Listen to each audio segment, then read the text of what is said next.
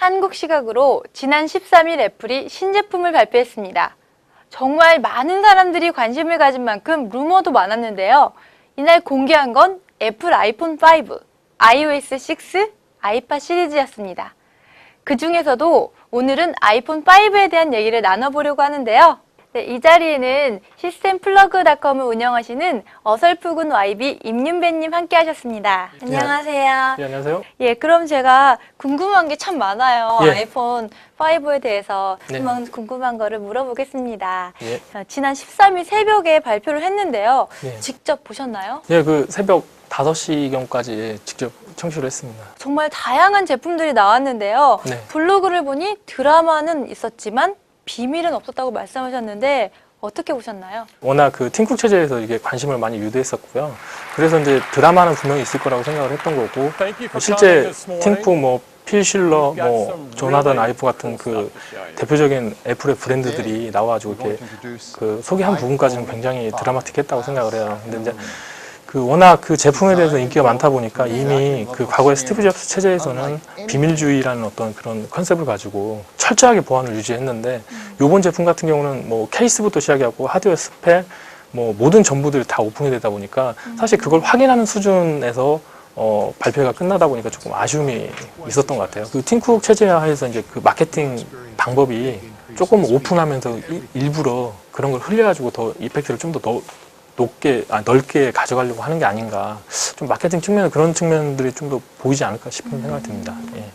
해상도와 단자 등 파격적인 변신이 있었어요. 네. 어떤 의미가 있을까요? 애플이 좀 타겟팅을 좀 다른 쪽으로 가져가고 있는 게 아닌가 그런 생각을 하고 있어요. 그러니까 뭐 예를 들면 16대 9 같은 경우 영화를 보는데 좀 더 최적화된 사이즈고, 게임을 즐기기 좀 더 유지할 수 있는 사이즈잖아요. 그리고 그 화면이 길어지다 보니까 컨텐츠를 이렇게 내려보기 편한 그런 사이즈가 될 수가 있고, 그러니까 기존에는 4대상 같은 거 어떻게 보면 그 TV 규격에 좀 더 최적화된 그런 스펙이라서 이 범용적인 데는 유리하지만 좀 그런 쪽이 약한데, 아이폰 유저들이 좀 그런 쪽으로 이게 점점 이렇게 변화되고 있다라는 거를 애플 쪽에서 이렇게 감지한 게 아닌가. 조금 아쉬운 점은 이게 이제 4대3으로 유지를 했을 때는 개발자들이 개발하기가 좀 편하거든요. 4대3으로 개발을 해서 아이패드에도 적용하기도 좀 편하고 이런 부분들이 있는데, 16대 9 규격 스타일로 이렇게 가다 보면 걔만 또 고려를 해야 되는 부분이 생기니까 제품에 대한 어떤 파편화 이런 부분들 좀 심화될 수 있는 요소가 있어가지고 이게 그 장기적으로 좋은 전략인지는 사실 의문이 있습니다. 좀 더 복잡해질 수도 있다는 얘기시죠? 예. 지난주 금요일에 1차 출시곡을 시작으로 아이폰 5가 출시됐습니다. 실제 사람들의 반응은 어떤가요? 일단 전문가들의 반응은 사실 조금 안 좋은 것 같아요. 진짜? 예, 그러니까 스펙이나 이런 것도 워낙 오픈이 됐었고, 실제 판매율도 일주일 만에 1000만 대, 9월 말까지 2000만 대 이상을 예상을 했었는데, 한 3일 만에 보통 아이폰 4S가 한 400만 대, 300만 대 이 정도 수준이었는데, 아이폰 5가 이제 한 500만 대 그 언저리거든요. 그러다 보니까 그들이 예상한 예상치보다 워낙 낮아서 좀 그런 전망치에 떨어지다 보니까 실망하는 부분도 좀 있고, 실제 유저가 그만큼 자기네들 예상한 것처럼 반응을 안 보인다라고 생각을 할 수 있는데, 실제로 그 커뮤니티에 올라오는 그 반응들이나 이런 것들을 보면 유저들은 물론 안 좋다고 하신 분도 있겠죠. 그렇지만 전반적인 의견 자체가 워낙 좋다, 디자인이라고 생각보다 너무 괜찮다라는 반응도 있고, 스펙도 그렇고 전체적으로 반응성이나 이런 것도 많이 개선돼서 바꾸고 싶다라는 의견들이 많이 있는 걸 보면 전문가들의 그 지적이나 전망이 꼭 옳다고 보기는 좀 어렵지 않을까 그런 생각이 듭니다. 예.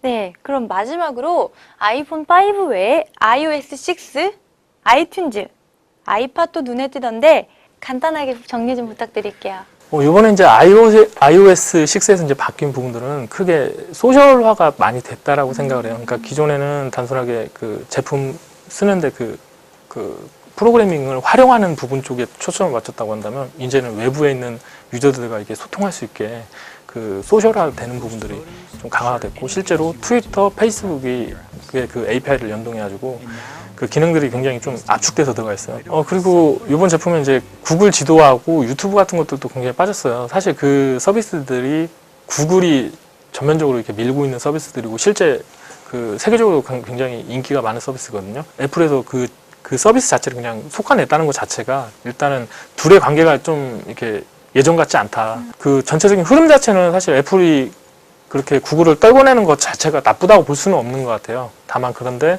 지금 시점에서 이제 그 준비가 좀 덜 됐는데 그 구글 지도 서비스를 너무 일찍 그 중단하는 바람에 요즘 말이 좀 많고요. 구글 유튜브 동영상 같은 경우도 사실 이게 빼낸 부분이 개인적으로 그런 부분을 이제 언급은 안 했지만 애플 쪽에서 개인적으로 생각하기에는 뭔가 동영상을 대체할 수 있는 자기네만의 서비스를 또 준비하고 있는 게 아닌가 이런 생각도 사실 들고 인수합병이나 뭐 이런 측면에서도 루머가 살짝씩 이게 확인되지 않은 루머들이 돌고 있는 거 보면 뭐 경쟁 관계가 좀 더 그런 쪽으로 이게 맞춰가고 있지 않을까. 그래서 이제 장기적으로는 애플이 지금은 하드웨어를 기반으로 한 서비스지만 서비스의 기반으로 하드웨어를 파는 그런 업체로 이렇게 변화되면서 구글과 전면전을 갈 수도 있지 않을까라는 그런 측면을 볼 수 있는 그런 사례가 아닐까 싶습니다.